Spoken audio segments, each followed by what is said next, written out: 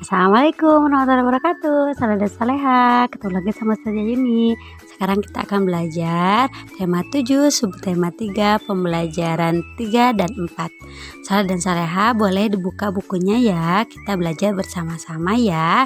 Jangan lupa berdoa terlebih dahulu. Sekarang kita mulai pembelajarannya ya. Saleh dan saleha, sekarang kita akan belajar masuk ke pembelajaran 3. Soleh dan Saleh boleh buka bukunya di halaman 60. Kita belajar bareng ya. Pertama, muatan bahasa Indonesia dulu ya. Menemukan kalimat utama dari teks tentang perkembangan teknologi komunikasi. Nah, kita akan belajar tentang perkembangan teknologi komunikasi saat ini ya. Seiring dengan perkembangan ilmu pengetahuan, alat komunikasi juga mengalami perkembangan. Nah, hasil penemuan-penemuan di bidang komunikasi sangat bermanfaat bagi kehidupan manusia. Bagaimana hasil para penemuan di bidang komunikasi? Kita dapat memperoleh informasi tentang perkembangan alat komunikasi dengan membaca berbagai sumber. Salah satu sumber untuk memperoleh informasi tentang perkembangan alat komunikasi adalah dengan cara membaca ya. Kita dapat mengetahui informasi itu dengan cara membaca salah satunya. Ayo ingat kembali, setelah membaca teks, kita dapat menemukan kalimat utama dalam setiap paragraf.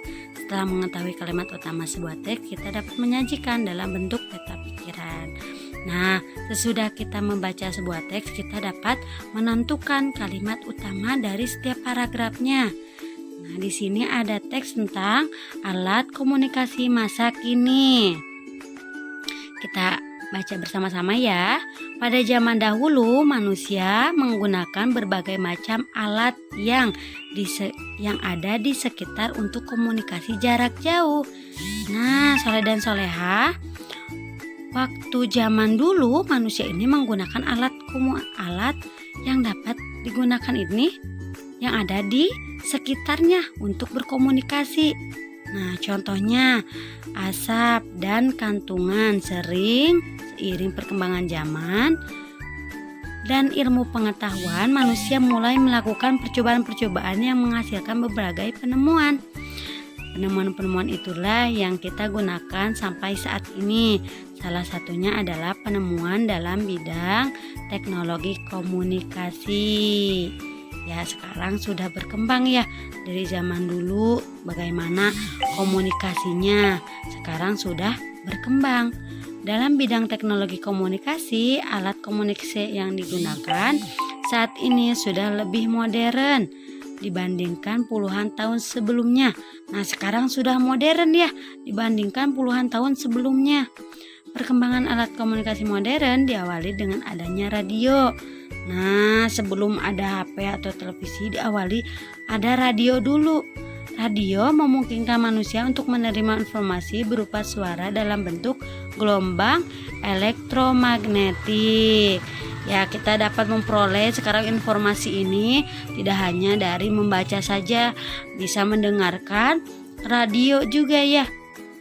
Kemudian karena radio hanya menyampaikan informasi dalam bentuk suara, manusia kemudian menemukan televisi. Nah, lebih modern lagi, lebih maju lagi setelah radio tadi, sekarang televisi. Televisi merupakan alat komunikasi yang lengkap karena dapat menyiarkan suara dan gambar sekaligus ya Saleh dan Saleha ya. Kalau televisi ada gambarnya. Kini televisi tidak hanya menjadi alat komunikasi tetapi juga sebagai media hiburan. Setelah itu barulah kemudian perkembangan teknologi komunikasi menciptakan telepon rumah dan telepon genggam.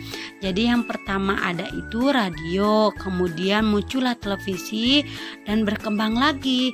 Nah, adanya telepon rumah dan telepon genggam. Nah, sekarang sudah mulai modern lagi. TV-nya sudah mulai modern.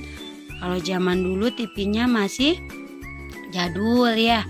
Kalau sekarang udah bagus-bagus dan telepon genggamnya juga sudah bermacam-macam. Jadi sudah berkembang. Nah, Soleh dan Soleha, kita dapat menentukan kalimat utama sebuah paragraf yang tadi. ya dari paragraf 1, 2, dan 3.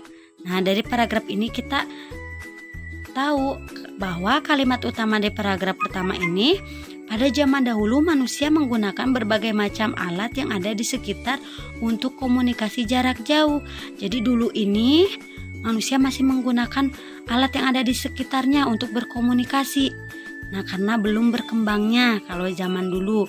Nah, kemudian yang paragraf 2, kalimat utamanya ini, dalam bidang teknologi komunikasi, alat komunikasi yang kita gunakan saat ini lebih modern dibandingkan puluhan tahun sebelumnya. Ya, sesudah zaman dulu nih. Nah, kemudian modern, mulai berkembang. Nah, teknologi komunikasinya kayak tadi adanya radio, adanya TV, adanya telepon rumah dan telepon genggam. Kemudian yang paragraf 3-nya. Nah, kalimat utamanya yaitu televisi merupakan alat komunikasi yang lengkap karena dapat menyiarkan suara dan gambar sekaligus. Ya, Saleh dan Saleha. Nah, kemudian kita ke SBDP. Membuat hiasan dengan gambar dekoratif. Nah, kita dapat membuat hiasan. Unsur-unsur rupa pada karya dekoratif biasanya dituangkan pada media 2 dimensi dalam bentuk gambar. Nih, lihat di sini ya, dalam bentuk gambar. Unsur-unsur rupa yang disusun secara berulang dapat menjadi sebuah pola. Nah, unsur-unsur rupa yang disusun secara berulang ini dapat menjadi sebuah pola. Pola yang terbentuk juga dapat disebut sebagai hiasan. Nah, Saleh dan Saleha ya. Terdapat pola sederhana dan pola rumit dalam gambar dekoratif. Jadi dalam gambar dekoratif ini ternyata ada pola yang sederhana dan ada pola juga yang rumit. Nah, pola sederhana disebut juga dengan pola dasar. Nah, kalau pola sederhana ini disebutnya pola dasar. Pola sederhana dibentuk dari kombinasi unsur rupa. Nah, kalau sederhana ini dari kombinasi unsur rupa seperti garis dan bidang. Nah, kalau garis dan bidang itu merupakan pola dasar. Ya, kombinasi pola-pola sederhana akan membentuk pola rumit. Nah, ternyata dari pola sederhana dikombinasikan akan membentuk pola rumit. Ya, pola rumit tersebut merupakan pola baru yang bukan lagi pola sederhana. Jadi kalau misalkan sudah digabung-gabung ini pola sederhana, kemudian digabung-gabungkan seperti ini, misalnya Saleha digabungkan, ini menjadi pola rumit karena dari pola dasar ini dikombinasikan, digabungkan. Nah, menjadilah pola rumit ya, mengerti ya? Kemudian kita buka di halaman 62. Kita sekarang masuk ke pembelajaran matematika. Nah, menunjukkan keliling pada bangun datar. Ingat kembali tentang keliling bangun datar. Saleh dan Saleh sudah tahu ya mencari keliling itu bagaimana? Keliling bangun datar dapat ditentukan dengan menjumlahkan panjang seluruh sisi-sisinya. Nah, menjumlahkan seluruh sisi-sisinya kalau mencari keliling ya, Saleh dan Saleha. Nih, yang ininya. Nah, kemudian di sini ya, keliling segitiga di atas adalah jumlah panjang sisi. PQ nih yang ini. PQ tambah QR tambah PR.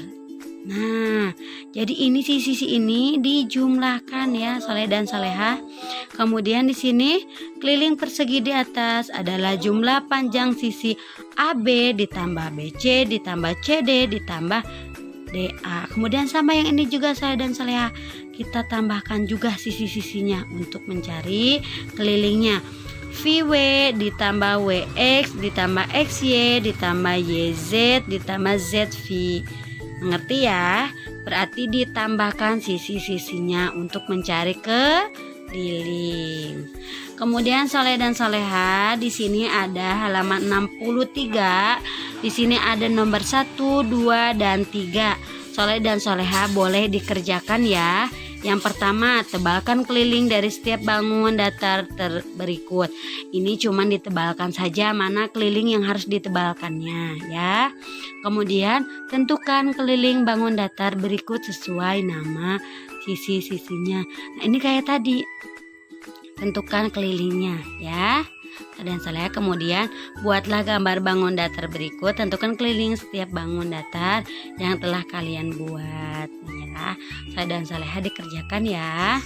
Kemudian kita masuk ke pembelajaran keempat. Nah, kita belajar lagi bahasa Indonesia.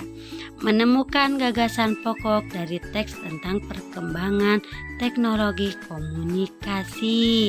Nah, tentang perkembangan masih dalam perkembangan teknologi komunikasi.